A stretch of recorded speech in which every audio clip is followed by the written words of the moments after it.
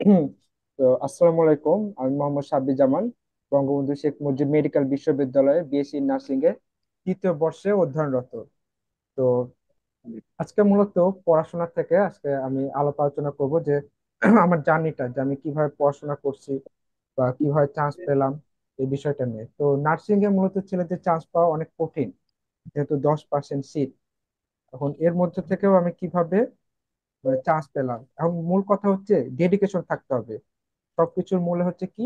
Dedication. Dedication না থাকলে হবে না, রুটিন মাফিক করতে হবে। রুটিন মাফিক না পড়লে কিন্তু পড়ার জমে থাকবে। প্রতিদিনের পড়া কিন্তু প্রতিদিন শেষ করতে হবে। অনেকে কি করে, মনে করে যে থাক, কালকে পড়বো, আজকে এখনো তো সময় আছে, পরে পড়বো। এই পরে পড়তে পড়তে কিন্তু আর পড়া হয় না। তো এই বিষয়গুলো কিন্তু খেয়াল রাখতে হবে। যেদিনকার পড়া সেদিন কিন্তু কমপ্লিট করতে হবে। আর অনেকে কিন্তু আমাকে জিজ্ঞেস করে যে ভাইয়া পরীক্ষা কবে, পরীক্ষা কবে, তারপরে আমাদের আবেদন কবে। তো এই জিনিসটা বলে রাখি, যদিও অনেক জায়গায় শুনছি যে 18 এপ্রিল পরীক্ষা হবে, তবে এটা কিন্তু অফিসিয়াল নোটিশ না। অফিসিয়াল নোটিশ কখন পাওয়া যাবে? যখন কি সার্কুলার দিবে। এখনো কিন্তু বিএনএমসি থেকে সার্কুলার দেয়নি। বিএনএমসি থেকে সার্কুলার দেয়, সেই সার্কুলারে কিন্তু উল্লেখ থাকে যে আপনাদের কবে অ্যাপ্লিকেশন ডেট, আবেদন ডেট কবে, পরীক্ষা হবে কবে, এসব কিছু কিন্তু সে সার্কুলারে বলে দেয়। তো এখন পর্যন্ত কিন্তু কোনো মানে সার্কুলার দেয়নি। অ্যাজ ইউজাল সবার আর কি মতামত, সবাই নিজে থেকে আর কি বলছে যে এপ্রিলে পরীক্ষা হতে পারে কিংবা মার্চ, এরকমই সম্ভাবনা আছে, মার্চ অথবা এপ্রিল। কিন্তু শিওর ভাবে ডেট এখন বলা পসিবল না, যতক্ষণ না পর্যন্ত সার্কুলার দিবে। আই হোপ এই বিষয়টা সবাই ক্লিয়ার। তবে ধরে রাখেন এপ্রিলে পরীক্ষা হবে, এটা ধরে রাখেন। মার্চের শেষের দিকে কিংবা এপ্রিলের মাঝামাঝি এরকম টাইমে পরীক্ষা হবে।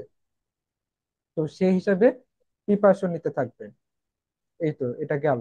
আর যারা হচ্ছে ডিপ্লোমা আছেন আর যারা বিএসসি আছে, তাদের বিষয় নিয়ে একটু কথা বলি যে তাদের কি কি সাবজেক্ট। যারা ডিপ্লোমা আছেন তাদের তো আহ, বিজ্ঞান পড়তে হবে, সাধারণ বিজ্ঞান যেটা, পাশাপাশি বাংলা, ইংরেজি, সাধারণ জ্ঞান, গণিত, বাংলা, ইংরেজি, সাধারণ জ্ঞান, গণিত, আর কি বিজ্ঞান। এই তো 6টা সাবজেক্ট। আর যারা হচ্ছে এখন বিএসসি আছেন, তাদের ক্ষেত্রে কিন্তু বাংলা, অঙ্ক, ইংরেজি, সাধারণ জ্ঞান এগুলো আছে। এখন বিজ্ঞানের যে পার্থক্য, বিজ্ঞানের ডিপ্লোমাদের কি পড়তে হচ্ছে, ডিপ্লোমা মিডিফারে কিন্তু আমি কিন্তু মিডিফারে অনেক সময় উচ্চারণ করি না। হ্যাঁ, তখন মিডিফাইদের মন খারাপ করবেন না, কারণ ডিপ্লোমা মিডিফাইদের সেম সিলেবাস, কোনো সিলেবাসে কিন্তু পার্থক্য নেই, সেম সিলেবাস। তার জন্য আমি আর মিডিফারে এক্সট্রা করে উল্লেখ করি না। তো ডিপ্লোমা আর মিডওয়াইফারি এদের ক্ষেত্রে সেম সিলেবাস। তো যারা ডিপ্লোমা আছেন তাদের শুধু সাধারণ বিজ্ঞান পড়লে হয়ে যায়, কিন্তু যারা বিএসসি আছেন, তাদের ক্ষেত্রে ফিজিক্স, কেমিস্ট্রি, বায়োলজি পড়তে হবে, এই জায়গায় ডিফারেন্স। বাকি সব সাবজেক্ট কিন্তু সেম, বাংলা, ইংরেজি, সাধারণ জ্ঞান পড়া প্রায় সেমই, কোনো পার্থক্য নাই। শুধু বিজ্ঞানে যে বিএসসি দেখে একটু বেশি পড়তে হবে, ফিজিক্স, কেমিস্ট্রি, বায়োলজি। 9-10-এর ফিজিক্স, কেমিস্ট্রি, বায়োলজি ভালো করে পড়লে এনাফ হয়ে যায়। আর ইন্টারের ফিজিক্স, কেমিস্ট্রি, বায়োলজি টুকটাক, মানে সব পড়া লাগবে না, কারণ ইন্টারের ফিজিক্স, কেমিস্ট্রি, বায়োলজি কিন্তু হিউজ। প্রত্যেকটার আবার 2টা করে পার্ট আছে। তো এতগুলো তো পড়ে শেষ করা সম্ভব না, তা আমি হচ্ছে নোট দিয়ে দিব যতটুকু লাগবে আপনাদের ইন্টারের ফিজিক্স, কেমিস্ট্রি, বায়োলজি থেকে। সেটা আমি নোট দিয়ে দিব, সম্পূর্ণটা পড়ার দরকার পড়বে না। আর সম্পূর্ণ পড়েও শেষ করতে পারবেন না, এত পড়া। যতটুকু আছে ইন্টার ফিজিক্স, কেমিস্ট্রি, বায়োলজি, তার 25 থেকে 30% পড়তে হবে, বাকি 70%ই বাদ। আর 9-10-এর ফিজিক্স, কেমিস্ট্রি, বায়োলজি থেকে 70% কমন আসে, অর্থাৎ 9-10 ফিজিক্স মানে বেসিক থেকে কোশ্চেন হয়, খুব বেশি ডিপ থেকে কোশ্চেন হয় না নার্সিং এ, বেসিক। আর 9-10-এর ফিজিক্স, কেমিস্ট্রি, বায়োলজি গুলোই হলো মূলত বেসিক, আর ইন্টারে যে একটু ডিপ ডিপ থাকে। তো এই বিষয়টা, তো ইন্টার যতটুকু লাগবে ওটা আপনাদের নোট আকারে দিয়ে দিব, তাহলে আপনাদের সম্পূর্ণ বই আর পড়া লাগবে না। এটাই। তাহলে ডিপ্লোমার বিএসসির সিলেবাসের কি পার্থক্য বুঝতে পেরেছেন কিনা সেটা বলেন। বুঝতে পেরেছি?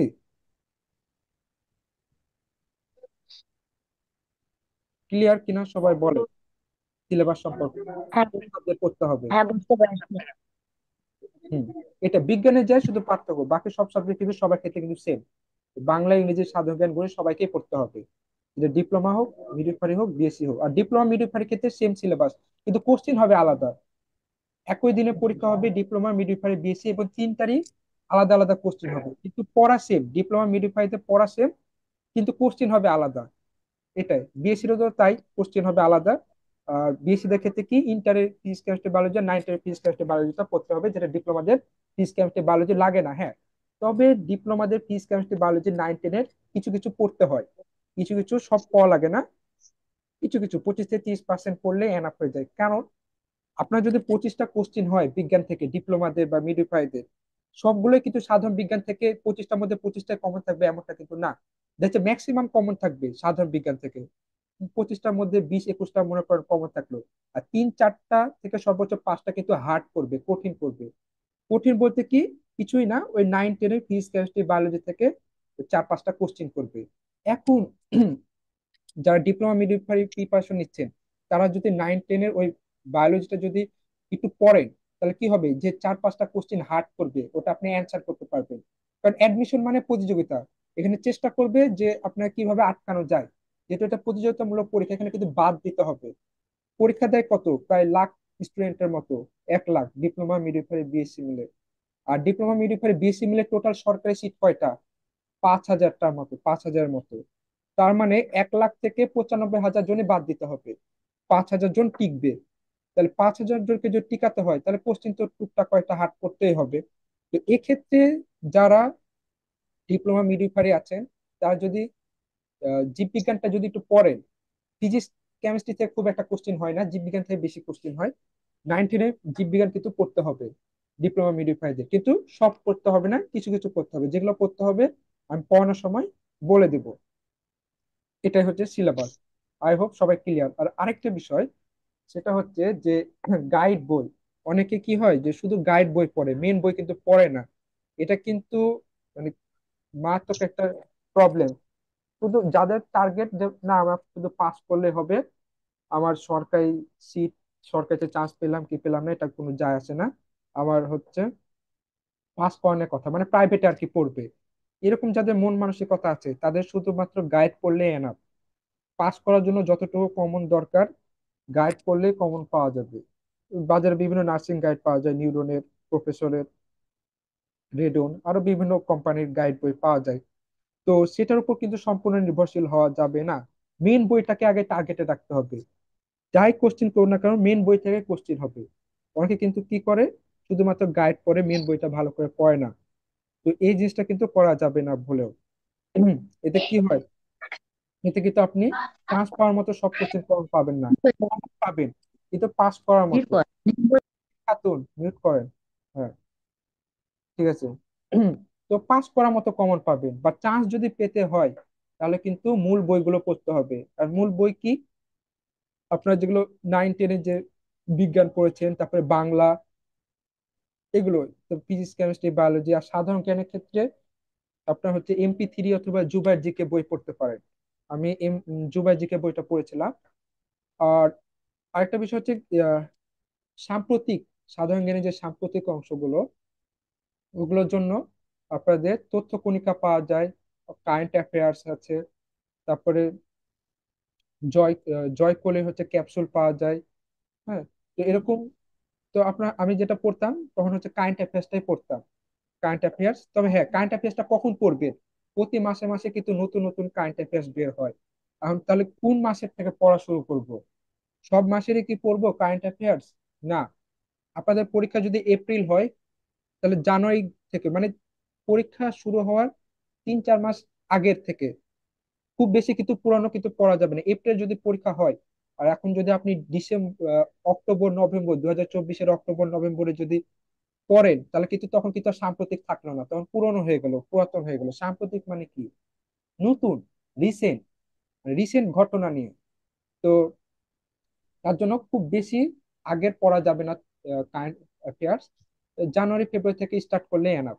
একদম পরীক্ষার আগ পর্যন্ত কারেন্ট অ্যাফেয়ার্স যেগুলো বের হবে, এগুলো দেখতে হবে। কারণ কয়েকটা কোশ্চেন কিছু সাম্প্রতিক থেকে সাধারণ জ্ঞানে দেয়। তো এটাই তো সাধারণ জ্ঞানে এই বিষয়টা। আর এই তো। আর আপনাদের যদি হ্যাঁ, আমি যেভাবে পড়তাম, তো প্রতিদিন অনেকে জিজ্ঞেস করে যে ভাইয়া আপনি কয় ঘন্টা পড়তেন, আপনার রুটিনটা বলেন। এখন রুটিনের বিষয়টা আমি বলি, কারণ এক একজনের ক্ষেত্রে রুটিন এক এক রকম হবে। কারণ আমার লাইফ স্টাইল আর আর সবার লাইফ স্টাইল কিন্তু এক না। আপনি কখন হচ্ছে পড়তে স্বাচ্ছন্দ্য বোধ করেন, কেউ দিনে পড়তে ভালো লাগে, কারো রাতে পড়তে ভালো লাগে। সবার রুটিন তো সেম মিলবে না। অনেকে দেখা যাচ্ছে আমি যে সময় ঘুম থেকে উঠি, অনেকে দেখা যাচ্ছে ভোরে ঘুম থেকে উঠে, বা অনেকে দেরিতে রাতে ঘুমায়। তো এরকম বিষয়গুলো হয়ে থাকে, সবার কিন্তু লাইফ স্টাইল এক না। তাই নিজের লাইফ স্টাইলের সাথে মিল রেখে গড়ে 9 থেকে 10 ঘন্টা প্রতিদিন পড়বেন। কারণ এখানেও কিন্তু কিন্তু আছে। দেখছে আমার যদি 8 ঘন্টায় হয়ে যায়, অন্যজনের দেখা যাচ্ছে ওই পড়া পড়তে 11 থেকে 12 ঘন্টা লাগবে। অনেকে দেখা যাচ্ছে ওই 8 ঘন্টা থেকে কম, 7 ঘন্টা বা 6 ঘন্টায় হয়ে যাচ্ছে। তো সবার ব্রেনের ক্যাপাসিটিও কিন্তু এক না। তো আপনি জানেন যে আপনি কতটুকু নিতে পারবেন, এটা শুধুমাত্র আপনিই জানেন। তাহলে সেই অনুযায়ী করবেন। তবে এখন যদি আমাকে জিজ্ঞেস করেন পার্সোনালি, তাহলে আমার ওপিনিয়নটা দিচ্ছি। কিন্তু আমার মতো করে পড়লেই যে চান্স হয়ে যাবে, জাস্ট আইডিয়া দেওয়ার জন্য, যে আমি ডেলি 9 থেকে 10 ঘন্টা পড়তাম। হুম। আর ছেলেদের কিন্তু হ্যাঁ, যারা ছেলে আছেন তাদেরকে আমি একটা কথা বলে রাখি, ছেলেদের কিন্তু চান্স পাওয়া অনেক হার্ড, অনেক কিন্তু কঠিন। মেয়েদের যদি 126-এ যদি চান্স হয়, 125+, বিএসসি তে 125+ হচ্ছে সেফ জোন, আর ডিপ্লোমাদের হচ্ছে 120+ ধরে রাখেন, আর মিডওয়াইফাইদের 115+, এটা হচ্ছে সেফ জোন। এখন যারা ছেলে আছেন তাদের 5-6 মার্ক বেশি ধরে রাখতে হবে মেয়েদের থেকে, এটা কিন্তু ওভারঅল মেয়েদের বিষয়ে বললাম। তো ছেলেদের ক্ষেত্রে আরো 5 মার্ক বেশি ধরে রাখতে হবে। তার মানে কি, মিডিফার ক্ষেত্রে, সরি ডিপ্লোমার ক্ষেত্রে 125+, 126+ ছেলেদের, আর বিএসসি ক্ষেত্রে 130+, এটা কিন্তু ধরে রাখতে হবে। আর আমার বিষয়টা বলি, আমি হচ্ছে সরকারিতেও পরীক্ষা দিয়েছিলাম, আবার বিএসসি তেও পরীক্ষা দিয়েছিলাম। তো আলহামদুলিল্লাহ 2 জায়গায় আমার চান্স হয়েছে। তো ভালো করে পড়াশোনা করলে সব জায়গায় চান্স পাওয়া সম্ভব। আর যদি আপনি ভালো করে না পড়াশোনা করেন, তাহলে কোথাও চান্স পাওয়া পসিবল না। আর বিএসসি চান্স পাওয়া তো আরো কঠিন। এখানে তো ছেলেদের, আমি যখন পরীক্ষা দিই তখন টোটাল 25টা সিট ছিল। তার মধ্যে 2টা ছিল ছেলেদের, 23টা ছিল মেয়েদের সিট। পরীক্ষা দিয়েছিল 1800-র উপরে, প্রায় 1800+। তার মধ্যে অনেকে কিন্তু গভর্নমেন্টে চান্স পাওয়া ক্যান্ডিডেটও ছিল। তারপরে ঢাকা মিরপুর, ঢাকা নার্সিং কলেজের স্টুডেন্টরাও কিন্তু বিএসএমইউ তে পরীক্ষা দেয়। তো যাদের স্বপ্ন BSMMU, Bangabandhu Sheikh Mujib medical university যাদের স্বপ্ন, তাদেরকে কিন্তু আরো বেশি এফোর্ট দিতে হবে। কারণ এখানে চান্স পাওয়া গভর্নমেন্টের থেকে আরো কঠিন। কারণ এখানে আবার গভর্নমেন্টে চান্স পাওয়া স্টুডেন্ট আবার পরীক্ষা দেয়। কিন্তু সিটটা হচ্ছে 25টা, যদি এখন বৃদ্ধি করছে, এখন 100টা করছে, এখন এরপর নিবে কিনা 100টা সেটা বলতে পারছে না। তবে লাস্ট 100টা নিচে আমাদের পরে, আমাদের 25টা নিয়েছিল, তো তারপরে 40টা, তারপরে 100 আবার কমাতে পারে। ঠিক নাই, এটা বলা যাচ্ছে না, এটা তাদের উপর ডিপেন্ড করবে, যেহেতু এটা স্বায়ত্তশাসিত প্রতিষ্ঠান, ইউনিভার্সিটি যেহেতু, তারা যেটা নিজেরা যা সিদ্ধান্ত নিবে তাই হবে। এটা। আর পার্থক্য হচ্ছে এটাই, যে এটা হচ্ছে medical university, public medical university. খরচ কিন্তু সরকারি মতো, সরকারি নার্সিং কলেজের মতোই খরচ, আবার প্রতি মাসে স্টাইপেন্ড দিবে আপনাকে, সবকিছু সরকারি মতোই, কিন্তু এটা হচ্ছে স্বায়ত্তশাসিত। হ্যাঁ। আর যেগুলো হচ্ছে কলেজ, ওরা আবার বিভিন্ন ইউনিভার্সিটি আন্ডারে থাকে, আর এটা নিজে হচ্ছে স্বায়ত্তশাসিত, যেহেতু এটা নিজেই ইউনিভার্সিটি। এটা হচ্ছে ডিফারেন্স। ওকে। তো আপনাদের যদি কারো কোনো কোশ্চিন থাকে তো করেন, তাহলে আমার হচ্ছে অ্যান্সার দিতে সুবিধা হবে হয়তোবা। এখন আমি নিজে থেকে যেটা মনে পড়লো আর কি আপনাদের জানানো দরকার সেগুলো বললাম। এখন আপনাদের মনে যদি কোনো কোশ্চিন থেকে থাকে, তাহলে আপনারা কোশ্চিন করতে পারেন, আমি অ্যান্সার দিচ্ছি। আচ্ছা, প্রথমে আগে আমি নাম ধরে ধরে বলি। হ্যাঁ, মানে একসাথে সবাই মিলে কথা বলে কারো কথা বুঝতে পারবো না। মুসা, মুসা আপনার যদি কোনো কোশ্চিন থাকে তাহলে করতে পারেন। মুসা।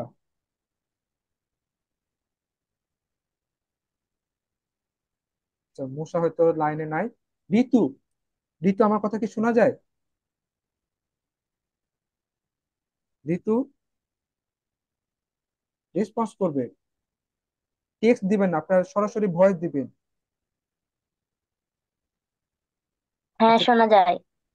ওকে ঠিক আছে। ঋতু আপনার হচ্ছে কোনো কোশ্চিন থাকলে করতে পারেন। না, আমার কোনো কোশ্চিন নাই। ওকে ঠিক আছে। ওকে, সুমি খাতুন, আপনার কোনো কোশ্চিন আছে? না ভাইয়া, কোনো কোশ্চেন নাই। কোনো কোশ্চেন নাই? হ্যাঁ, অনেকে তো গ্রুপে কত কোশ্চেন করে, এখন কোনো কোশ্চেনই পাচ্ছে না। আচ্ছা, রিয়া আক্তার। না ভাইয়া, আমার কিছু নাই। ওকে, সুমাইয়া ইসলাম।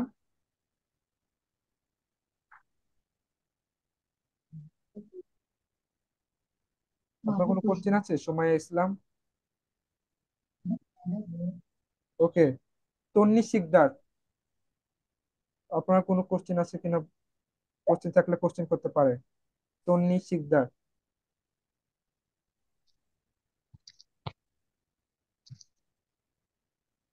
আপনার হচ্ছে ওরা ভয়েস। কথা কবার বলছে কিন্তু আমি কথা কবার আপনার যদি এমন হয়ে থাকে যে আপনার হচ্ছে আনমিউট করে কথা বলেন, আপনার যদি কথা বলে থাকেন তাহলে আনমিউট করেন। দেখুন নিচে একদম বাম দিকে ভিডিওর ভিডিওর পাশে কিন্তু লেখা আছে অডিও, মাইক্রোফোনের একটা আইকন, ওখানে ক্লিক করেন, নাহলে কিন্তু শুনতে পাবো না। ওকে ঠিক আছে। ইয়ানা, আপনার কোনো কোশ্চিন আছে কিনা? কোশ্চিন থাকলে করতে পারেন।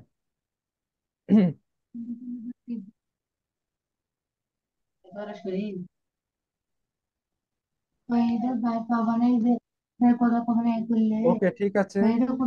আর কি কারো কোনো কোশ্চিন নাই? আচ্ছা, একজন টেস্ট করছে ইয়ানা, জিকে কোন কোন টপিক পড়তে হবে। ওকে ঠিক আছে, জিকে কোন কোন টপিক পড়তে হবে এটা তো এখন মুখে বলা পসিবল না। আপনাদেরকে হচ্ছে আমি গ্রুপে জানিয়ে দিব যে জিকে আপনারা কোন কোন টপিক পড়বেন। ঠিক আছে, জিকে সিলেবাস কিন্তু অনেক বড়। হ্যাঁ, জিকে কিন্তু অনেক পড়া, প্রচুর পড়তে হবে।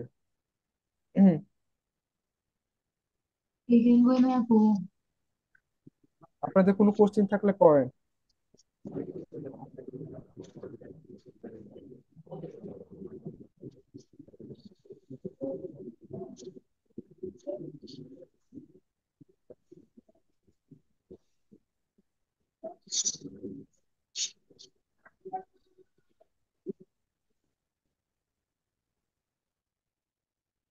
নেক্সট হচ্ছে আমি আরেকটা ক্লাসের লিংক দিব, 40 মিনিট হয়ে গেলে অফ হয়ে যাবে তো। আপনাদের এখন যদি কোনো কোশ্চেন থাকে করে ফেলেন, না হলে আমি হচ্ছে ক্লাসে যাচ্ছি। ক্লাস তাহলে শুরু করে দেবো। ওকে, আই হোপ কারো কোনো কোশ্চেন নেই।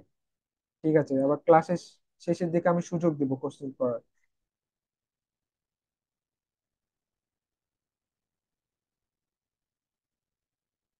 হুম।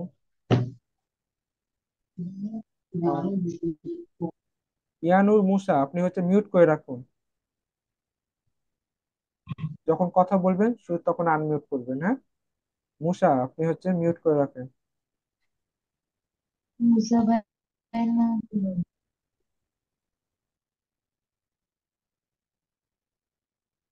আমার কি স্ক্রিন দেখা যাচ্ছে?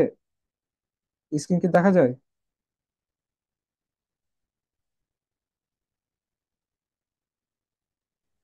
স্ক্রিন হ্যাঁ, দেখা। দেখা যায়। ঠিক আছে। তো আজকে আপনাদেরকে পার্টস অফ স্পিচের নাউন অংশটা পড়াবো। তো পার্টস অফ স্পিচ তো আমরা জানি কয় প্রকার, 8 প্রকার, তাই না? Noun, pronoun, adjective, verb, adverb, preposition, conjunction, interjection. এটার মধ্যে সব থেকে বেশি কোশ্চিন হয় এই 8টার মধ্যে নাউন থেকে, প্রোনাউন থেকে। অ্যাডজেক্টিভ থেকে খুব একটা কোশ্চেন হয় না, কম হয়। অ্যাডজেক্টিভ, অ্যাডভার্ব থেকে। তবে অ্যাডভার্বে একটু কমই হয়, অ্যাডজেক্টিভে যা একটু কোশ্চেন হয়। আর ভার্ব থেকে তো অনেক কোশ্চেন হয়। ভার্ব, প্রিপোজিশন, প্রিপোজিশনের মধ্যে আবার অ্যাপ্রোপ্রিয়েট প্রিপোজিশন থাকে আর কিছু রুলস থেকে হয়। অ্যাপ্রোপ্রিয়েট প্রিপোজিশন মানে কি? যেটা মুখস্থ টাইপের, মানে ওই প্রিপোজিশন ওই ওয়ার্ডের পরে অবশ্যই বসবে, এটা হচ্ছে অ্যাপ্রোপ্রিয়েট প্রিপোজিশন। আর কিছু আছে রুলস এর ভিত্তিতে বসে। প্রিপোজিশন, কনজাংশন থেকে কোশ্চেন হয় না, ইন্টারজেকশন থেকে খুব একটা কোশ্চেন হয় না। তাহলে পাঁচশো পিস পিচে কোনটাতে বেশি কোশ্চেন হয়? Noun, noun, pronoun, adjective, verb আর প্রিপোজিশন, এখান থেকে বেশি কোশ্চেন। হ্যাঁ, মিউট করে রাখুন। মুসা, আপনাকে মিউট করতে বললাম না? মিউট তো করছি ভাইয়া। তাহলে আবার কথা শোনা যায় যে? আচ্ছা, আমি মিউট করে দিলাম। ঠিক আছে। তো এবার আসি হয়নি। হ্যাঁ হ্যাঁ।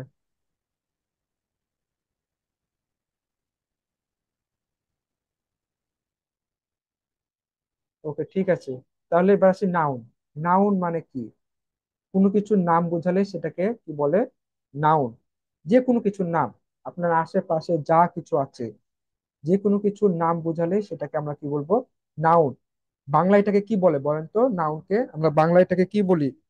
বিশেষ্য। আমরা বলছি না বিশেষ্য? বাংলায় ওটাই হচ্ছে ইংলিশে কি? নাউন। তো নাউন শব্দটি অর্থ হচ্ছে কি, নাম। তাই যে ওয়ার্ড দ্বারা কোনো কিছুর নাম বোঝায় তাকে আমরা কি বলবো, নাউন বলবো। যেমন হতে পারে কোনো ব্যক্তির নাম জাহাঙ্গীর, জিম। হতে পারে কোনো দেশের নাম বাংলাদেশ। হ্যাঁ, তারপরে কোনো হচ্ছে কমন নাম হতে পারে ম্যান, মানুষ, কান্ট্রি, টিম, দল, গোল্ড, অনেস্টি, হ্যাঁ, স্বর্ণ, সততা। তো যে কোনো কিছুর নাম হলে সেটা হচ্ছে কি, নাউন। তো নাউনকে আবার ভাগ করা হয়, হ্যাঁ, পার্টস অফ স্পিচের মধ্যে কি পড়ছে, নাউন। আবার নাউনকে আবার কিন্তু প্রধান দুই ভাগে ভাগ করা হয়। হ্যাঁ, কি সে প্রধান দুই ভাগে ভাগ করে আমরা দেখি। একটা হচ্ছে কনক্রিট নাউন, আর একটা হচ্ছে কি, অ্যাবস্ট্রাক্ট নাউন। কনক্রিট নাউন আর একটা হচ্ছে অ্যাবস্ট্রাক্ট নাউন। তো এই নাউন, নাউন আবার পাঁচ প্রকার, কারণ কনক্রিট নাউনকে আবার চার ভাগে ভাগ করা হয়। আর এই অ্যাবস্ট্রাক্ট নাউন, এই একটা মিলে পাঁচটা, কনক্রিট নাউন চারটা, এই অ্যাবস্ট্রাক্ট নাউন একটা, মিলে টোটাল আবার পাঁচটা। তো কনক্রিট নাউনকে আবার যে চার ভাগে ভাগ করছি, কি কি সেই ভাগ সেটা দেখি। Proper noun, common noun, collective noun, আর হচ্ছে ম্যাটেরিয়াল নাউন। তাহলে এ হচ্ছে কনক্রিট নাউনকে আবার কি চার ভাগে, আর ওটা হচ্ছে অ্যাবস্ট্রাক্ট নাউন, অর্থাৎ গুণবাচক নাম যেটা বোঝাবে। তাহলে নাউন হচ্ছে মেইনলি দুই প্রকার, কনক্রিট নাউন, অ্যাবস্ট্রাক্ট নাউন। আবার কনক্রিট নাউনকে আবার চার ভাগে ভাগ করা হয়েছে, proper noun, common noun, collective noun, আর হচ্ছে ম্যাটেরিয়াল নাউন। তো এর মধ্যে কিন্তু এই প্রপার, কমন আর কালেকটিভ, এই তিনটা কিন্তু ভেরি ভেরি ইম্পর্টেন্ট। এই তিনটা থেকে অনেক কিন্তু কোশ্চেন আসে। Proper, common, collective. আমি যেগুলো মুখে বলবো না, সেগুলো খাতায় একটু নোট করে নিবে। মানে যেটা হচ্ছে এখানে লেখা নাই কিন্তু আমি মুখে বলছি, এরকম কোনো কিছু সাথে সাথে টুক করে নোট করে নিবে। হ্যাঁ, এটাই, তাহলে এগুলো কাজে দিবে, নাহলে পরে কিন্তু মাথায় থাকবে না এই বিষয়গুলো। তাই যেগুলো আমি মুখে বলবো সেগুলো খাতায় রাখবেন, খাতা রেডি করে রাখবেন, নলেজ খাতা কলম। ঠিক আছে, তাহলে এখন আমরা এগুলো সম্পর্কে বিস্তারিত জানবো, যে প্রপার নাউন জিনিসটা কি, কমন নাউন জিনিসটা কি, কালেক্টিভ নাউন কি, এগুলোর এক্সাম্পল, সব কিছু আমরা এখন দেখবো। তো প্রপার নাউন মানে বিশেষ নাম, অর্থাৎ নির্দিষ্ট করে যদি কোনো নাম বোঝায়, নির্দিষ্ট করে বিশেষ নাম যদি বোঝায় সেটাকে আমরা বলবো প্রপার নাউন। আর কমন নাউন মানে কি, সাধারণ নাম, জাতিবাচক নাম যেগুলো বোঝাবে। আমি ডিটেলসে পরে আসছি। কালেকটিভ নাউন মানে কি, সমষ্টিবাচক। সমষ্টি মানে কি, যোগফল, অনেকগুলোর সমষ্টি, অনেকগুলোকে একসাথে আমরা কালেকটিভ নাউন বলবো। আর ম্যাটেরিয়াল নাউন যেগুলো হচ্ছে বস্তুবাচক, সেগুলোকে বোঝায়। অ্যাবস্ট্রাক্ট নাউন এগুলো হচ্ছে গুণবাচক, গুণ বোঝাবে যেগুলো দ্বারা। তো এখন আমরা একটু ডিটেলসে দেখি প্রপার নাউন জিনিসটা কি। যে ওয়ার্ড দ্বারা একটি নির্দিষ্ট ব্যক্তি, বস্তু, স্থানকে বোঝায়, স্থানের নাম বোঝাবে, সেটা হচ্ছে প্রপার নাউন। তার মানে কি, কোনো যদি নির্দিষ্ট করে ব্যক্তি, বস্তু, স্থানের নাম বোঝায় সেটাকে আমরা প্রপার নাউন বলবো। এখন মনে করেন কান্ট্রি, কান্ট্রি দেশ, দেশ, এই কান্ট্রি বলে কি আপনি নির্দিষ্ট ভাবে কোনো কি স্থানের নাম বুঝতে পারবেন, বা নির্দিষ্ট কোনো দেশের নাম কি বুঝতে পারবেন? বুঝতে পারবেন না। তাহলে কি, যদি আপনাকে যদি বলা হয় ইন্ডিয়া, বাংলাদেশ, শ্রীলঙ্কা, পাকিস্তান, তাহলে আপনি বুঝতে পারবেন কোন কান্ট্রি। এটা কিন্তু নির্দিষ্ট করে বলে দেওয়া হচ্ছে যে বাংলাদেশ, ইন্ডিয়া, এগুলো কিন্তু নির্দিষ্ট করে উল্লেখ করছে যে এটা কোন কান্ট্রি। বাট শুধু যদি কান্ট্রি বলে, এটা কিন্তু নির্দিষ্ট করে উল্লেখ করো না, কারণ অনেকগুলো দেশ আছে, এখন কোন দেশ সেটা কিন্তু বুঝছি না। তাই এটা হবে কমন নাউন, কান্ট্রি নামটা হচ্ছে কমন। কিন্তু কোন কান্ট্রি সেটা যদি নির্দিষ্ট করে যদি উল্লেখ করে দেওয়া হয়, সেটা কি বাংলাদেশ, ইন্ডিয়া নাকি পাকিস্তান, সেটা তখন আমরা সেটাকে কি বলবো, প্রপার নাউন। আবার এখানে দেখুন করিম, করিম এখানে ব্যক্তি নাম। এখন যদি ম্যান বলা হয়, ম্যান, ম্যান মানুষ, কারণ পৃথিবীতে যত নামের মানুষ আছে সবাইকে কিন্তু ম্যান দ্বারা, ম্যান ওয়ার্ডটা দ্বারা সবাইকে বোঝাচ্ছে, তার জন্য ম্যান হচ্ছে কি, কমন নাউন। কিন্তু ম্যান সেটা যদি আমি নাম উল্লেখ করে বলে দিই, এই করিম, রহিম, এটা যদি আমি এরকম করে যে উল্লেখ করে বলে দিই, সেটা হচ্ছে প্রপার নাউন। ক্লিয়ার কিনা সবাই বলেন, এই বিষয়টা প্রপার নাউন আর কমন নাউনের বিষয়টা ক্লিয়ার কিনা? যেমন আমি যদি বলি রিভার, রিভার হচ্ছে কমন নাউন, রিভার মানে হচ্ছে নদী। আর কোন রিভার সেটা যদি উল্লেখ করি, যেমন পদ্মা, মেঘনা, যমুনা, সেটা হয়ে যাবে প্রপার নাউন। ক্লিয়ার কিনা সবাই বলেন, প্রপার নাউন আর কমন নাউনের বিষয়টা। হ্যাঁ, ক্লিয়ার। সবাই রেসপন্স করেন, একজন বললে তো হবে না, সবাই রেসপন্স করেন। ক্লিয়ার কিনা? কেউ যদি বুঝতে না পারেন আমি আবার রিপিট করবো, অসুবিধা নেই। প্রপার নাউন আর কমন নাউনের এখন যতটুকু বললাম এটা ক্লিয়ার কিনা?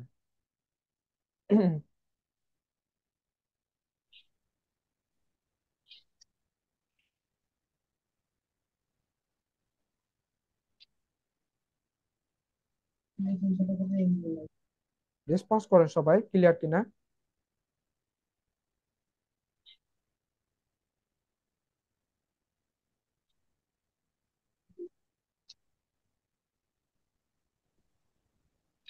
তাহলে আমি নেক্সটে আগাবো, নাহলে বুঝতে পারবেন না। এটা ক্লিয়ার কিনা বলেন, টেক্সটের মাধ্যমে হোক কিংবা ভয়েস দিয়ে। সরাসরি ভয়েস দিলে ভালো হয়। আপনাদের জুমে ক্লাস নেওয়ার কারণই তো এটা, যে আপনারা কোনো কিছু বুঝতে না পারলে বা যদি বুঝতে পারেন সেটা সাথে জি সাথে ভাইয়া বুঝতে পারছি। আপনাকে বলবেন আনমিউট করে। কিন্তু সবাই তো দেখি চুপচাপ আছে, তাহলে কিভাবে বলেন? ক্লিয়ার এটা। হম, এটা সবাইকে তো বলতে হবে। এখানে তো এমন না যে আপনি যদি কথা বলেন তাহলে আপনাকে মারা হবে বা বকা হবে। যখন যেটা কোশ্চিন করবো তখন সেটা রেসপন্স করবেন, নয়তো আমি বুঝতে পারবো না যে বুঝতে পারছেন কিনা। দেন কথা শেষ হলে কিন্তু আবার এটাই। ওকে, ঠিক আছে, তাহলে সবাই ক্লিয়ার এই বিষয়টা। এরপর আসি, তাহলে এই তো গেল। আর আরেকটা বিষয় হচ্ছে প্রপার নাউনের পূর্বে দা বসে না। এটা মাথায় রাখবেন, এই রুলসটা হচ্ছে মাথায় রাখবেন। একে তো অর্থ করে তো বুঝতে পারলেনই যেটা প্রপার নাউন, পাশাপাশি এটাও দেখবেন যে কোনো ওয়ার্ডের পূর্বে দা আছে কিনা। যদি দা না থাকে তাহলে বুঝতে পারবেন এটা প্রপার নাউন। যদি নদী, সাগর, উপসাগর, মহাসাগর, সংবাদপত্র, জাহাজ, এরোপ্লেন, ট্রেন, বিখ্যাত অট্টালিকা, পর্বতমালা, দ্বীপপুঞ্জ, মরুভূমি, ধর্মগ্রন্থ, দ্বীপ ইত্যাদি প্রপার নাউন হলেও এদের পূর্বে কিন্তু দা বসে। এটা কিন্তু আর্টিকেলও কিন্তু এই রুলসটা আছে, হ্যাঁ। তো এখানেও এই বিষয়টা রাখবেন যে এখানে কিন্তু এদের পূর্বে কিন্তু দা বসে। সেক্ষেত্রে কিন্তু এরা প্রপার নাউন হবে। এমন না যে এদের পূর্বে দা বসেছে বলে যারা প্রপার নাউন না, তা কিন্তু না। হ্যাঁ, কিন্তু এগুলোর পূর্বে কিন্তু দা বসে। এই নদী, সাগর, উপসাগর, মহাসাগর, সংবাদপত্র এসব নামের পূর্বে দা বসে। তা এই রুলসটা যে সব জায়গায় খাটবে ব্যাপারটা এরকম না, যে প্রপার নাউনের পূর্বে দা বসে না এটা সব জায়গায় কিন্তু খাটবে না এই রুলস। কিছু কিছু ক্ষেত্রে দা বসবে, সেটাও কিন্তু প্রপার নাউন হবে। আর সেগুলো কোনগুলো এখানে কিন্তু আমি বলে দিয়েছি, ঠিক আছে। ওকে, তো এখন আমি আপনাদেরকে একটা কোশ্চেন করি, হ্যাঁ। The Padma is a river, choose the correct parts of speech the Padma. Padma হচ্ছে কোন ধরনের পার্টস অফ স্পিচ? এটা collective noun, pronoun, abstract noun, proper noun? Proper noun. Padma হচ্ছে কি প্রপার নাউন, কারণ আমি হচ্ছে নির্দিষ্ট করে উল্লেখ করে বলছি এটা কোন রিভার। তারপরে দেখুন, which of the following sentence is a proper noun? Rabindranath, car, rain, Kabir? Rabindranath. হ্যাঁ, রবীন্দ্রনাথ। ওকে, এবার আসি আমরা কমন নাউন। যে সকল নাউন দ্বারা নির্দিষ্ট কোনো ব্যক্তি, বস্তু, স্থানের নাম না বুঝে এক জাতের সকলকে বোঝাবে তাদেরকে আমরা কি বলবো? Common noun. যদি এর সম্পর্কে একটু আগে কিন্তু আপনাদের আইডিয়া দিয়ে দিয়েছি, হ্যাঁ, প্রপার নাউন পড়ানোর সময়। সংখ্যায় একের অধিক বলে এদেরকে গণনা করা যায় না। যেমন ম্যান, যেটা আমি একটু আগে বললাম, ম্যান এটা কিন্তু পৃথিবীর সকল পুরুষ মানুষকে বোঝাচ্ছে। আর ওম্যান বলতে পৃথিবীর সকল মহিলা মানুষকে বোঝাচ্ছে একসাথে।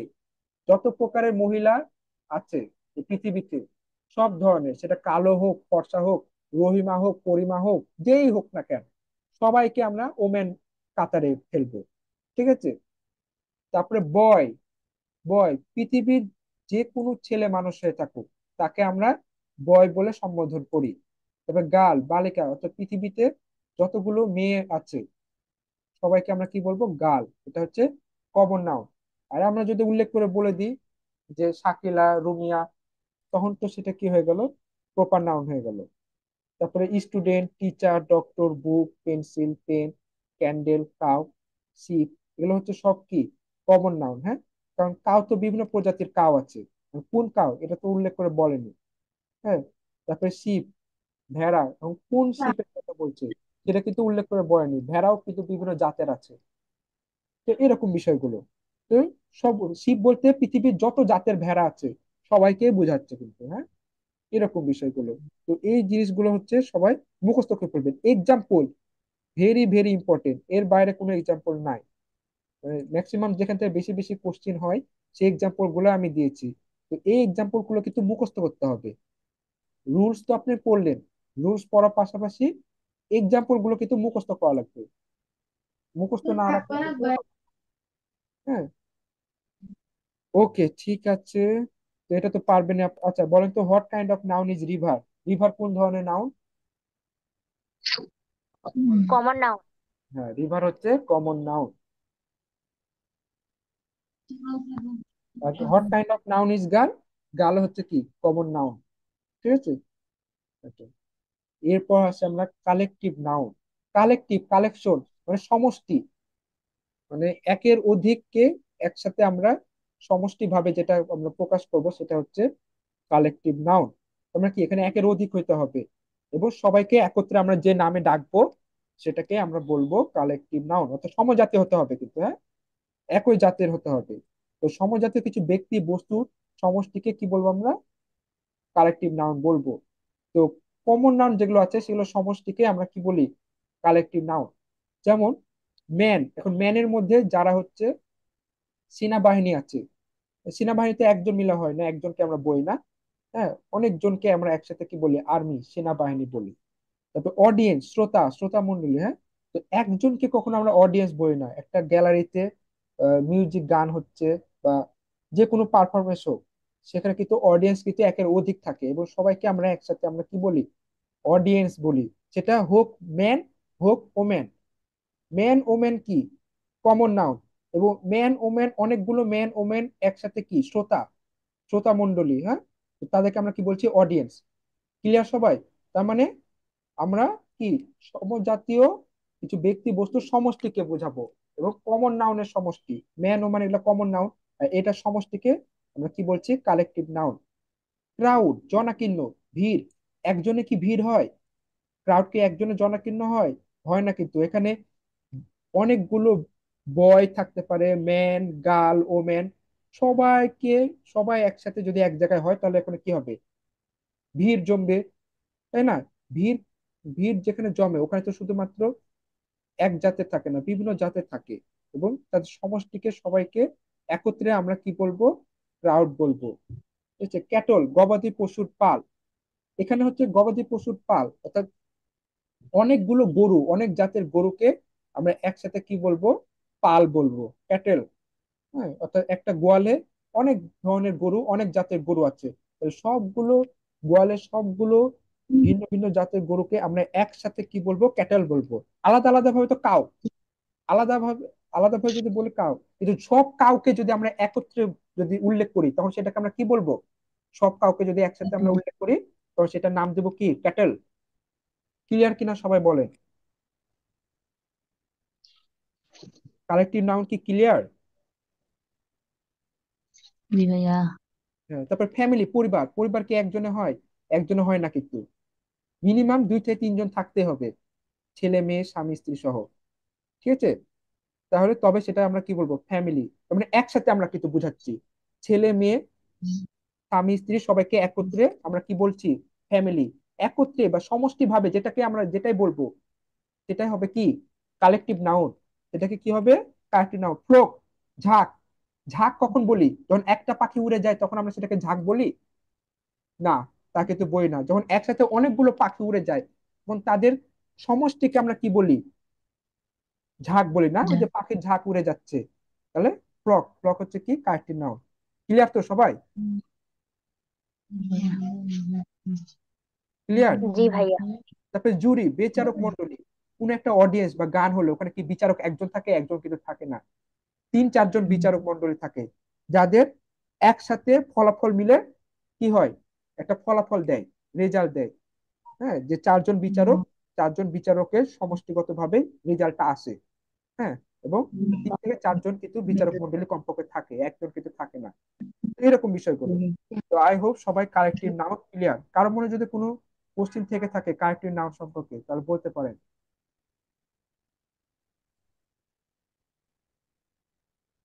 What kind of noun is cattle? Collective noun. তাহলে এখানে দেখুন, what kind of noun is cattle? Cattle গবাদি পশুর পাল। এটা কি হবে? কালেকটিভ নাউন, সমষ্টিগত। কারণ আমরা পাল বলছি মানে এখানে কি? একের অধিক গরু আছে, তাই না? অনেকগুলো গরুকে একসাথে সমষ্টিগত ভাবে আমরা ক্যাটেল বলছি।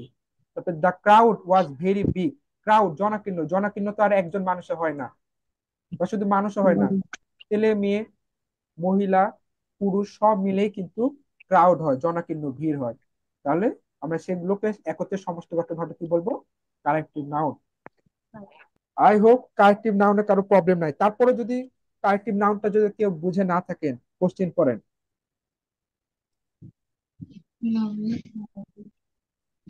কারণ এগুলোতে নাই কোশ্চেন কোনো কিন্তু প্রশ্ন। হবে, নাউন কিন্তু ভেরি ভেরি ইম্পর্টেন্ট।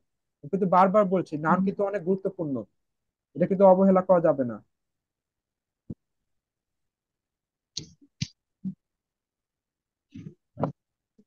নাউন থেকে কিন্তু কোশ্চেন হয়। ওকে, ঠিক আছে, তাহলে সবাই ক্লিয়ার। Material noun.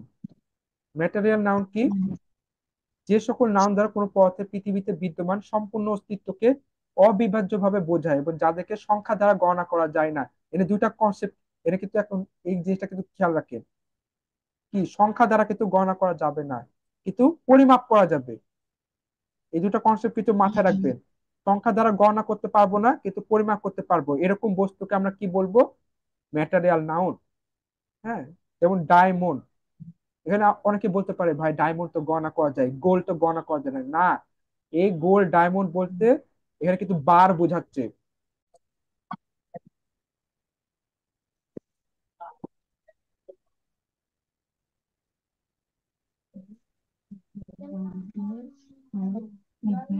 স্ক্রিন দেখা যাচ্ছে? যাচ্ছে। আবার সমস্যা। স্ক্রিন দেখা যায়? হ্যাঁ, দেখা যাচ্ছে। ওকে, সবাই মিউট করে রাখেন। মুসা, আপনিও মিউট করে রাখেন। ওকে, ঠিক আছে। তো এখন আমরা যেটা পড়ছিলাম ম্যাটেরিয়াল নাও, না ম্যাটেরিয়াল। ওকে, তো কি বললাম? পৃথিবীতে সম্পূর্ণ অস্তিত্বকে বুঝাবে এবং অবিভাজ্য ভাবে বুঝায়। অবিভাজ্য মানে কি? যাকে ভাঙা যায় না। অবিভাজ্য মানে কি? যাকে ভাঙা যাবে না। এবং পৃথিবীতে যতগুলো আছে সবগুলোকে একসাথে আমরা একটা হিসাবে তাকে আমরা ধরবো। ঠিক আছে? ওকে, যেমন হচ্ছে ডায়মন্ড। ডায়মন্ড ডায়মন্ড যখন কাটা হয়, যে আকার দেওয়া হয়, তখন কি বিভিন্ন ক্ষেত্রে আমরা ডায়মন্ডটা ব্যবহার করি। এটা বিলাসবহুল হিসাবে বা সৌন্দর্য হিসাবে। হ্যাঁ, সেটা হতে পারে ফোনে, হতে পারে আংটিতে, হতে পারে কিংবা যে কোনো জায়গায় আমরা ডায়মন্ডটা ব্যবহার করি। তখন বলতে পারেন, ভাইয়া ওটা গণনা করতে পারি। অ্যাকচুয়ালি ওটা যখন আমরা কেটে আলাদা আলাদা শেপ দিই অনেকগুলো, তখন সেটাকে আমরা আলাদাভাবে গণনা করতে পারি ঠিকই। কিন্তু ডায়মন্ড, পৃথিবীতে যতগুলো ডায়মন্ড আছে, অর্থাৎ মাটির নিচে ডায়মন্ডের কথা বলা হচ্ছে, সেটাকে সব জায়গায় একত্রে সবগুলোকে একসাথে আমরা একটাই ধরবো এবং এটা পরিমাপ করতে পারবো, অর্থাৎ একের অধিক নাই। শুধুমাত্র পৃথিবীতে যতগুলো আছে ডায়মন্ডকে আমরা একটা হিসেবে ধরবো। এই যে আমরা ডায়মন্ডকে কেটে বিভিন্ন শেপে করে সেগুলো আংটিতে ব্যবহার করছি বা বিভিন্ন ক্ষেত্রে আমরা ব্যবহার করছি, ওটাকে আপনারা ধরে কিন্তু আবার মনে করেন না যে তো আমি তো একটা দুইটা করে গুনতে পারছি। ব্যাপারটা এরকম না। আবার গোল্ড, স্বর্ণ, অর্থাৎ মাটির নিচে অর্থাৎ পৃথিবীতে যে স্বর্ণ পাওয়া যায় সেটা কথা হচ্ছে, সে সবগুলোকে একত্রে আমরা কি বলছি? গোল্ড। হ্যাঁ, তারপরে সেটাকে এক জায়গায় আমরা কি গোল্ড বার, সেই গোল্ড বার থেকে আমরা কি করি? স্বর্ণ দিয়ে বিভিন্ন হচ্ছে আংটি বা বিভিন্ন বিলাসবহুল আমরা কি অলংকার তৈরি করি, তাই না? তো ব্যাপারটা এরকম। তো অলংকার আর গোল্ড দুটা কিন্তু আলাদা জিনিস। গোল্ড দিয়ে অলংকার তৈরি করা হয়। হ্যাঁ, আপনি যদি বলেন যে আমি তো স্বর্ণের মালা হচ্ছে একটা দুটা এভাবে গুনতে পারছি, কিন্তু অ্যাকচুয়ালি এই এই ওটা তো অলংকার, ওটা বিষয় আলাদা আর গোল্ডের বিষয়টা আলাদা। তো এগুলো সব হচ্ছে কি ম্যাটেরিয়াল নাও। আয়রন, অর্থাৎ যেগুলো পৃথিবীতে পাওয়া যায় প্রাকৃতিক ভাবে, হ্যাঁ, সেগুলোই হচ্ছে কি ম্যাটেরিয়াল নাউন, যে বস্তুগুলো পৃথিবীতে আমরা প্রাকৃতিক ভাবে পাবো এবং তাকে এক হিসেবে, অর্থাৎ একের অধিক হবে না, এবং তাকে কি করতে পারবো? শুধু পরিমাপ করতে পারবো। সেটা হচ্ছে কি ম্যাটেরিয়াল নাউন। তারপর ওয়াটার, ওয়েল, এগুলো কি আমরা পাই না? এগুলো কিন্তু প্রকৃতিতে পাওয়া যায়। মানুষ কিন্তু এগুলো কি তৈরি করতে পারে? পারে না কিন্তু। ঠিক আছে, এগুলো কিন্তু প্রকৃতি। আবার রাইস, সব কিন্তু প্রকৃতি থেকেই আসে, মানুষ কিন্তু এগুলো তৈরি করে না। তারপর পেপার, মিল্ক, সল্ট, হ্যাঁ, ব্রিক, পেপারের যে ম্যাটেরিয়াল গুলো থাকে, অর্থাৎ যে বস্তুগুলো থাকে যেগুলো দ্বারা পেপার তৈরি করা হয়, সেগুলো কিন্তু সব প্রকৃতি থেকে আসে। তারপর মিল্ক, দুধ, এটাও কিন্তু প্রকৃতিগত ভাবে, অর্থাৎ গরু, তারপর ছাগল থেকে আমরা কিন্তু দুধ পাই। সল্ট, লবণ, এটা আমরা সমুদ্র থেকে পাই। তো এগুলো প্রকৃতি থেকে আমরা পাই, ঠিক না? তো এগুলো হচ্ছে কি ম্যাটেরিয়াল নাউন। এগুলো হচ্ছে কি ম্যাটেরিয়াল নাউন। আর এগুলো আমরা বিভিন্ন জিনিসে ব্যবহার করি, সেটা ডায়মন্ড, গোল্ড, আয়রন, এটা কিন্তু বিভিন্ন জিনিস তৈরিতে এগুলো ব্যবহার করা হয়। যেগুলো বিভিন্ন জিনিস জিনিস ব্যবহার করা হয়, যাকে শুধুমাত্র কি করা যায়, পরিমাপ করা যায় এবং পৃথিবীতে পাওয়া যাবে প্রকৃতিগত ভাবে, সেটাকে আমরা কি বলবো? Material noun. সবাই ক্লিয়ার কিনা বলেন? ক্লিয়ার? হ্যাঁ, ক্লিয়ার। হুম, এই বিষয়টা হচ্ছে মাথায়। ওকে, তো দেখুন এখানে, the ring is made of gold. রিংটা কি দ্বারা তৈরি? গোল্ড দ্বারা তৈরি। তাহলে এখানে গোল্ডটা কি নাম? গোল্ডটা নাউন, ক্লিয়ার। Material noun. কে মিউট করেন? কথা বলবেন যখন আমার সাথে রেসপন্স করবেন, ঠিক তখনই শুধু আনমিউট করবেন, বাকি সময় কিন্তু মিউট করে রাখবেন। মুসা, মায়া খাতুন, আপনার শুধু কথা বলার সময় কিন্তু আনমিউট করবেন, বাকি সময়টা কিন্তু মিউট করে রাখবেন। তারপরে সুমি খাতুন, আপনি দেখেন যে মুসাকে ইন্ডিকেট করো। মুসা মিউট করেন। ইয়ানুর মুসা, ভাইয়া মিউট করো তো। আচ্ছা আমি মিউট করছি, আপনার মিউট হয়নি। ওকে ঠিক আছে, তাহলে এটাই তো, এই হচ্ছে ম্যাটেরিয়াল নাউন। এগুলো দ্বারা যেগুলো বস্তু তৈরি করা হয় ওগুলো কিন্তু আমরা গণনা করতে পারি, কিন্তু এগুলোকে আমরা গণনা করতে পারি না, এগুলো পরিমাপ করি। হ্যাঁ, ওকে। তো কোনটি ম্যাটেরিয়াল নাউন? বুক, রিং, রিভার, পেপার। পেপার হচ্ছে কি? Material noun. অর্থাৎ এগুলো দ্বারা আমরা কি কোনো বস্তু তৈরি করি।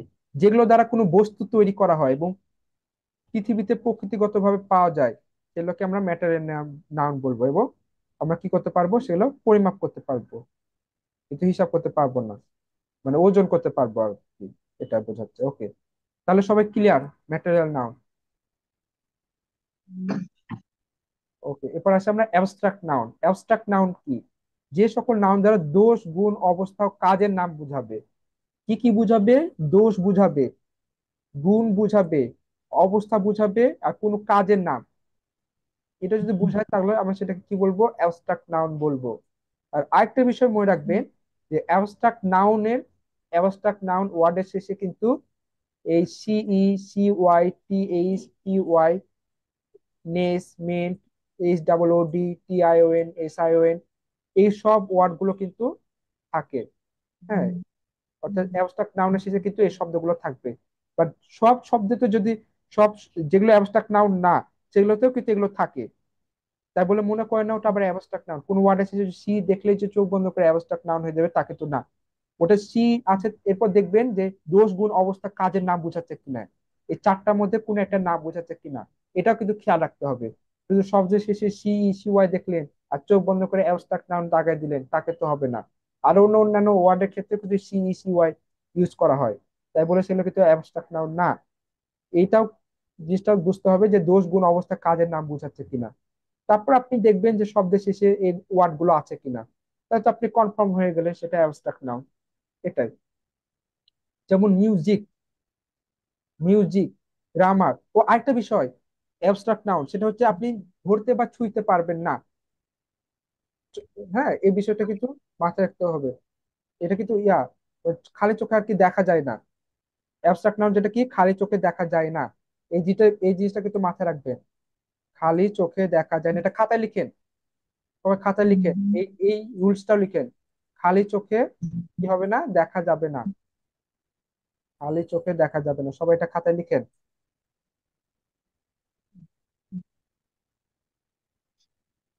খালি চোখে দেখা যাবে না, লিখছেন সবাই খাতায়?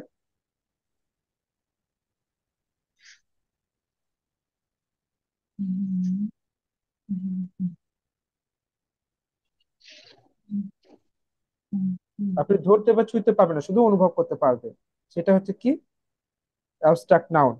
ধরা ছোঁয়া যাবে না, খালি চোখে দেখা যাবে না, দোষ, গুণ, অবস্থা, কাজের নাম বুঝাবে, সেগুলোকে আমরা কি বলবো? অ্যাবস্ট্রাক্ট নাউন বলবো। হ্যাঁ, যেমন মিউজিক, যাকে আপনি ধরতে ছুঁতে পারবেন না।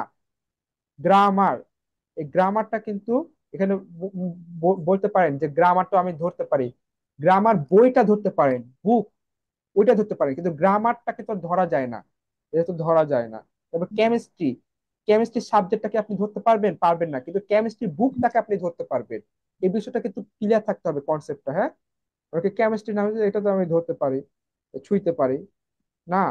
কেমিস্ট্রি কিন্তু এখানে সাবজেক্টের নাম বোঝাচ্ছে। আর সাবজেক্টে কখন আমরা কি ধরতে পারি, ছুঁতে পারি, পারি আমরা? তাহলে এরকম কোন সাবজেক্টের নাম যদি বুঝায় তাহলে সেটা কি হবে? Abstract noun. Physics, chemistry, biology, এগুলো আমরা কিন্তু গ্রামার, হ্যাঁ, এগুলো আমরা ধরতে বা ছুঁতে পারি না। এগুলো যে বই বের করে সে বইটাকে আমরা ধরতে পারি। তারপর অনেস্টি, সততা, কোনো ব্যক্তির মধ্যে যদি কোনো ব্যক্তি যদি অনেস্ট হয়, সে অনেস্টটাকে কি আমরা ধরতে ছুঁতে পারি? তার কাজের মাধ্যমে আমরা বুঝতে পারি যে হ্যাঁ, ব্যক্তির মধ্যে সততা রয়েছে। কিন্তু আমরা তো সেটা চোখে দেখতে পাই না সততা জিনিসটা, জাস্ট তার কাজের মাধ্যমে বহিঃপ্রকাশ ঘটে। হ্যাঁ, তারপর স্ট্রেংথ, শক্তি। শক্তি কি খালি চোখে দেখা যায়? যেটা দেখতে কেমন, এটা কি লম্বা নাকি গোলাকার নাকি কেমন দেখতে? শক্তি আমরা কি খালি চোখে দেখতে পাই? পাই না। জাস্ট কাজের মাধ্যমে আমরা বহিঃপ্রকাশ ঘটাই, এরকম। সবাই ক্লিয়ার? Abstract noun. তারপর আরেকটা কি, জি ভাইয়া। অনেস্টি। অনেস্টি কি গুণ বুঝাচ্ছে না? অনেস্টি কিন্তু কি বুঝাচ্ছে? গুণ। এই যে গুণ বুঝালে কি হবে, সেটা কি হবে? Abstract noun. আবার এটা কিন্তু আমরা কি ধরতে বা ছুঁতে পাই না। বিউটি, সৌন্দর্য, এটা কি বুঝাচ্ছে? গুণ বুঝাচ্ছে। এটাকে আমরা ধরতে পারি? ধরতে পারি না, ছুঁতে পারি না। হ্যাঁ, ব্যাপারটা এরকম। তো এগুলো সব হচ্ছে কি অ্যাবস্ট্রাক্ট নাউন। আর শেষে দেখুন টি ওয়াই, আমি বলছি শব্দের শেষে কিন্তু টি ওয়াই থাকবে। আছে বিউটি শেষে টি ওয়াই? আছে? দেখেন টি ওয়াই কিন্তু আছে, হ্যাঁ। এই শব্দের শেষে কি টি ওয়াই থাকবে। আবার আবার বলছে কি টিএইচ থাকবে, তাই না? অ্যাবস্ট্রাক্ট নাউন শব্দের শেষে কি টিএইচ থাকবে? আছে টিএইচ, এই যে টিএইচ। স্ট্রেংথ, স্ট্রেংথের শব্দের শেষে কিন্তু টিএইচ আছে। তারপরে আরেকটা কি বলছে, আর ওয়াই থাকতে হবে। আর ওয়াই, কেমিস্ট্রিতে কিন্তু আর ওয়াই আছে। তাহলে এই বিষয়গুলো কিন্তু আপনি দেখে ক্লিয়ার বুঝতে পারবেন যে হ্যাঁ, এটা হচ্ছে কি অ্যাবস্ট্রাক্ট নাউন। কারো কোনো কোশ্চিন আছে কিনা অ্যাবস্ট্রাক্ট নাউন নিয়ে? কারো কোনো কোশ্চিন আছে যে অ্যাবস্ট্রাক্ট নাউন বুঝতে পারেনি? না ভাইয়া, ঠিক আছে।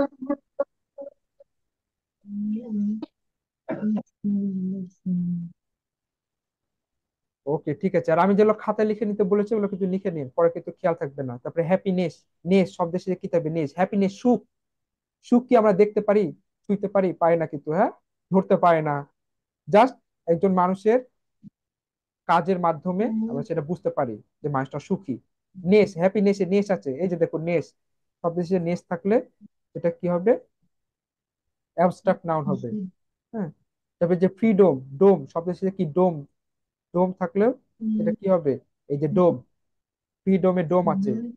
হ্যাঁ, এভাবে করে মনে রাখবেন। হুড, এই চাইল্ডহুড, শৈশব, এই যে হুড আছে, হুড, এই যে হুড, এই বিষয়। এই তো, আই হোপ সবাই ক্লিয়ার, এগুলো আপনার পারবেন। আচ্ছা দেখি, হোয়াট কাইন্ড, এগুলো সবাই পারবে। উম, হ্যাঁ, the soldiers were rewarded for their bravery. অর্থাৎ সোল্ডার্সরা পুরস্কৃত হয়েছিল কেন? তাদের সাহসিকতার জন্য। Which class of noun is bravery? Bravery কোন ধরনের সাহসিকতা, কোন ধরনের হচ্ছে নাউন, বলেন? Abstract noun. Abstract noun. Abstract noun. এই যে দেখুন ব্রেভারি, সাহসিকতা। সাহসিকতা আমরা কিন্তু ধরতে শিখতে পারি না, এটা একটা অবস্থা বোঝাচ্ছে। একটা ব্যক্তির অবস্থা বোঝায়, সে কি সাহসী নাকি ভীতু। এটা কি একটা অবস্থা বোঝাচ্ছে না? তাহলে এখানে কি বোঝাচ্ছে? অবস্থা। আর একটা কি, আমরা ধরতে ছুঁইতে পারি না। আর আরেকটা কি আছে শব্দের শেষে? আর ওয়াই। ক্লিয়ার সবাই? এই সব কিছু দেখে আমরা চিহ্নিত করে ফেললাম এটা অ্যাবস্ট্রাক্ট নাউন। এই যে আর ওয়াই আছে, এই যে শব্দের শেষে কি থাকবে? আর ওয়াই। এই যে, এই যে দেখতে পাচ্ছেন আর ওয়াই, এই যে আর ওয়াই, শব্দের শেষে কি থাকবে? আর ওয়াই। এই যে এটা হচ্ছে কি আর ওয়াই। ওকে, শব্দের শেষে ব্রেভারি। ক্লিয়ার সবাই? ব্রেভারি কিসের জন্য অ্যাবস্ট্রাক্ট নাউন হলো? ক্লিয়ার? হুম। হ্যাঁ, ক্লিয়ার। কাইন্ডনেস, দয়া। দয়া কি অ্যাবস্ট্রাক্ট নাউন? হ্যাঁ, এটা ওই ব্যক্তিটার অবস্থা বুঝাচ্ছে। এবং সরি, এটা গুণ বুঝাচ্ছে। সরি, গুণ বুঝাচ্ছে। এবং শব্দ শেষে কি আছে? নেস আছে। তাহলে পুরো যদি গুণ বুঝায়, সেটা ভালো হতে পারে, খারাপ, দুইটা কিন্তু গুণের মধ্যে পড়ে। হ্যাঁ, ভালো বুঝালেও সেটা গুণ, খারাপ বুঝালেও গুণ। কাইন্ডনেস যদিও কি এটা ভালো বুঝাচ্ছে, এটা কিন্তু খারাপ বুঝাচ্ছে না। হ্যাঁ। তো এই কাইন্ডনেস, এই শব্দের শেষে কি আছে? নেস আছে। তাহলে আমরা কি দেখলাম? গুণ দেখলাম এবং শব্দের শেষে কি নেস আছে। তো দেখি তো আমরা, এই যে দেখুন, দেখতে পাচ্ছেন শব্দের শেষে কি থাকবে? নেস।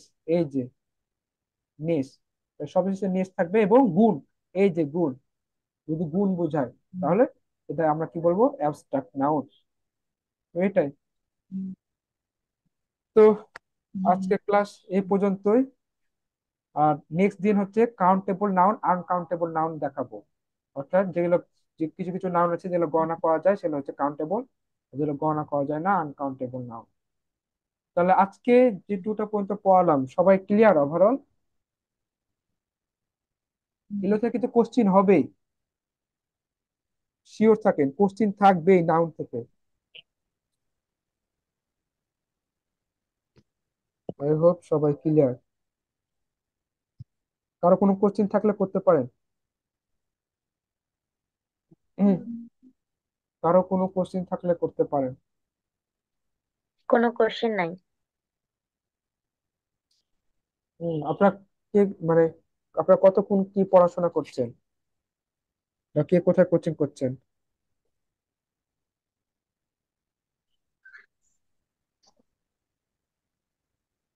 ঋতু, আপনি কতক্ষণ পড়াশোনা করেন? খুব একটা বেশি বেশি না। খুব একটা বেশি না বলে তো হবে না, অ্যাডমিশনের প্রতিযোগিতা তো আমি বললামই কেমন, 1 লাখের মতো পরীক্ষা দেয়, তার মধ্যে সরকারি সিট কয়টা, ডিপ্লোমা মিডিফাই বিএসসি মিলে 5,000টা সিট, 95,000 জন্য বাদ পড়ে। এত হালকা হলে, এত হালকা ভাবে নেওয়া যাবে না। হ্যাঁ, সিরিয়াস হতে হবে। আর আরেকটা বিষয় হচ্ছে যে সঠিক গাইডলাইন এটা কিন্তু দরকার।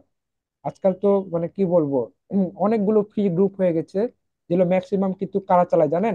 প্রাইভেট নার্সিং কলেজের স্টুডেন্ট, তারপরে বিভিন্ন ন্যাশনাল ইউনিভার্সিটিতে পড়াশোনা করছে, এরা কিন্তু চালায় ম্যাক্সিমাম গ্রুপই। আপনি যদি 5টা যদি গ্রুপে অ্যাড থাকেন, 3-4টা গ্রুপই এরকম থাকবে যেগুলো কারা চালায়, প্রাইভেট নার্সিং কলেজের স্টুডেন্টরা চালায়, ন্যাশনাল ইউনিভার্সিটি, তারা নিজেরাই চান্স পায়নি, ওরা আবার কোচিং। তাই এইসব বিষয়গুলো কিন্তু খেয়াল রাখতে হবে, কারণ অনেক সময় সঠিক গাইডলাইনের অভাবে কিন্তু চান্স হয় না। বিষয়গুলো কিন্তু খেয়াল রাখতে হবে, হ্যাঁ। এটাই। আবার অনেকে আছে যে ডিপ্লোমা স্টুডেন্ট, পড়ায় বিএসসি দেরকে, ও কিন্তু ফিজিক্স কেমিস্ট্রি বায়োলজি পড়েই নাই। হ্যাঁ, ডিপ্লোমা আর্টসের স্টুডেন্ট বা কমার্সের স্টুডেন্ট, কিন্তু যখন পড়ায় স্টুডেন্ট তখন তো বিএসসি দেরকেও পড়ায়। তো এই বিষয়গুলো কিন্তু খেয়াল রাখতে হবে, হ্যাঁ, পড়ার সময়। তো কার কাছে, যার কাছে পড়েন না কেন, এই বিষয়গুলো কিন্তু খেয়াল রাখতে হবে যে আপনি কার কাছে পড়ছেন। অনেকে কি আছে যে একজনের কাছে পড়ে কিন্তু উনি কিছু কোথায় পড়াশোনা করে সেটাই অনেকে জানে না, বা উনি নিজেও বলে না, তো জিজ্ঞেসও করে না স্টুডেন্টরা যে ভাইয়া, কারণ আপনি একজনের কাছে পড়বেন, তো বা আপনি যার কাছে পড়েন বা গাইডলাইন নেন, অন্তত তার সম্পর্কে পার্সোনাল কোনো কিছু না জানা হলেও তার নাম, কোথায় পড়াশোনা করে, একটুটা জিনিস তো জানা দরকারি। কিন্তু অনেকে হচ্ছে এরকম, যার তার কাছে হচ্ছে চলে যায় বা পড়ে। ফ্রি গ্রুপে তো অভাব নাই, আজকাল নার্সিং এ ভর্তি হলেই গ্রুপ খুলে বসে থাকে, ভরি ভরি গ্রুপ হয়ে গেছে, কিন্তু কাজের কাজ কিছু না। তাই এই বিষয়গুলো কিন্তু খেয়াল রাখতে হবে, হ্যাঁ। হয়তো বা আজকে এই যে কথাগুলো বলছি এগুলো কিন্তু ভেরি ভেরি ইম্পর্টেন্ট। বুঝতে পারছেন? হ্যাঁ, বুঝতে পারছি। আপনারা চাইলে খোঁজ নিয়ে দেখতে পারেন, আমার কথা যদি বিশ্বাস না হয়। আপনি যদি 5টা গ্রুপে অ্যাড হয়ে থাকেন, আপনি হচ্ছে গ্রুপে কোশ্চেন করবেন যারা অ্যাডমিন আছে যে ভাই আপনি কোথায় পড়াশোনা করেন, দেখেন ম্যাক্সিমাম ম্যাক্সিমাম গ্রুপে সব দেখবেন প্রাইভেট নার্সিং কলেজের স্টুডেন্ট। হ্যাঁ, এর পিছনে কারণও আছে, কারণ প্রাইভেটে একটু প্রেশার কম থাকে, যদিও এটা বলা ঠিক না, একটু প্রেশার কম থাকে তো ওরা স্টুডেন্টদেরকে টাইম দিতে পারে, এই জন্য ওরা হচ্ছে মানে, আর সরকারি তো মনে করেন স্টুডেন্ট কম, বেসরকারি স্টুডেন্ট বেশি, এর কারণে আর কি তারা গ্রুপ খুলে গ্রুপ চালাচ্ছে। আবার ইভেন এমনও আছে জানেন, এটা জানেন কিনা জানি না, যে আপনাদের মতো অ্যাডমিশন পরীক্ষা দিচ্ছে কিন্তু গ্রুপ খুলে পরীক্ষা নিচ্ছে, এরকমও আছে। হ্যাঁ হ্যাঁ, এরকমও অনেকে আছে যে উম, আপনাদের সাথেই অ্যাডমিশন দিচ্ছে এবং সে পরীক্ষা নিচ্ছে গ্রুপ খুলে, এবং পেইড ব্যাচে পরীক্ষা নিচ্ছে, এরকমও আছে। হ্যাঁ, তাই এই বিষয়গুলো কিন্তু চোখ কান খোলা রাখা লাগবে। আপনারা বুঝতে পারছেন আমার কথা? হুম। হ্যাঁ, বুঝতে পারছি। হুম, তাই এই বিষয়গুলো কিন্তু চোখ কান খোলা রাখতে হবে। এটাই। কারণ কি, আপনি মনে করেন অনেকগুলো ফ্রি গ্রুপে অ্যাড হলে 6-7টা, এখন এক একজন এক একটা পড়া দিচ্ছে, বা একার জন্য একার সময় ক্লাস, আপনি কার্ডটা ছেড়ে কার্ডটা ফলো করবেন, লাস্টে কোনো দিকে কিছু হবে না। তাই আপনাকে নিজেকে বুঝতে হবে এই বিষয়গুলো। আমি তো আপনাদেরকে just ধারণা তো দিয়ে দিলাম। তো আপনারা এভাবে করেই আপনারা সিদ্ধান্ত নিবেন যে কমিয়ে নিয়ে আসবেন। সর্বোচ্চ দুইটা গ্রুপ ফলো করবেন। আপনি যে গ্রুপে অ্যাড হয়ে থাকুন না কেন বা যাকে ফলো করেন না কেন, সর্বোচ্চ দুইজনকে। বেশি জন, বেশি গ্রুপ সবকিছু হলে তখন কোনো দিকে কিছু হবে না। আর কাদেরকে ফলো করবে সেটা আমি আর ডিটেলস আর উল্লেখ করে বলছি না, কারণ আজকাল ম্যাক্সিমাম গ্রুপই তো বললাম, প্রাইভেট, ন্যাশনাল ইউনিভার্সিটি, এমনকি আপনাদের সাথে অ্যাডমিশন যারা দিচ্ছে তারাও গ্রুপ করে বসে আছে। এই বিষয়গুলো সতর্ক রাখবেন। তো কারো কোই কোশ্চেন আছে এই বিষয় নিয়ে? ভাইয়া, এই গ্রুপে কি সব সাবজেক্টে ক্লাস দেওয়া হবে? হ্যাঁ হ্যাঁ, আমি সব সাবজেক্টের উপরে ক্লাস নিব, সমস্যা নেই।